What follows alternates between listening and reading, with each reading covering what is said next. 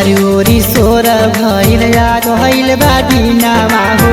करा तैयारी सुन हमारो सजनामा हो ये जी चारी ओरी सोर भइल गइल बा दिनमा हो करा तैयारी सुन हमारो सजनामा जब आई रउआ आई हतयर हाजी लगाई जब आई रउआ आई हतयर हाजी लगाई जसा भावे लाई बाबा के मंदिरा बाबो 14 बरस रहले पत्थर के तरवा भीम जियली हले जनमा हो 14 बरस रहले पत्थर के तरवा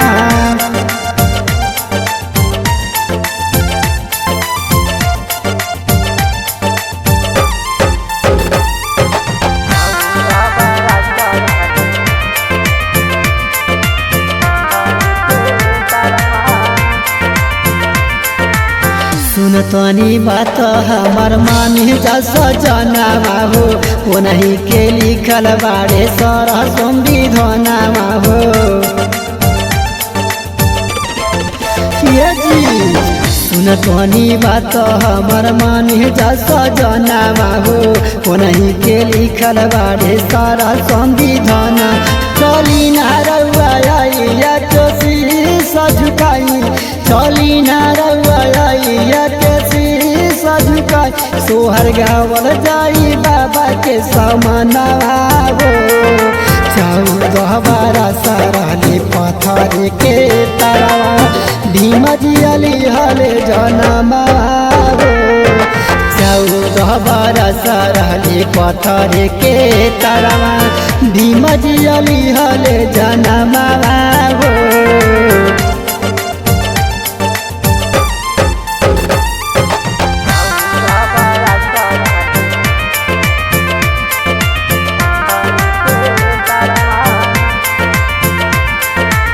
पहले शिवा चला जाती है मंदिरावा में गुजेला नारा देखा बनारस जिलावा में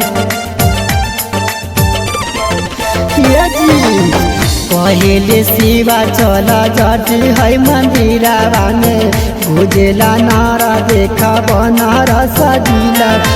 जाई रउआ जाई जकरी जली आई जाई रउआ जाई जकरी जली आई अब नाची सारा दुनिया जहनवा हो 14 बरस रहले पत्थर के तरवा भीम जियली हले जनमा हो 14 बरस रहले पत्थर के तरवा भीम जियली हले जनमा हो ये जी चारी ओरी सोर भइल गइल बा दिनमा हो करा तैयारी सुन हमारो सजनामा जब आई रउआ आई हतयर हाजी लगाई जब आई रउआ आई हतयर हाजी लगाई जसा भावे लाई बाबा के मंदिरा बाबो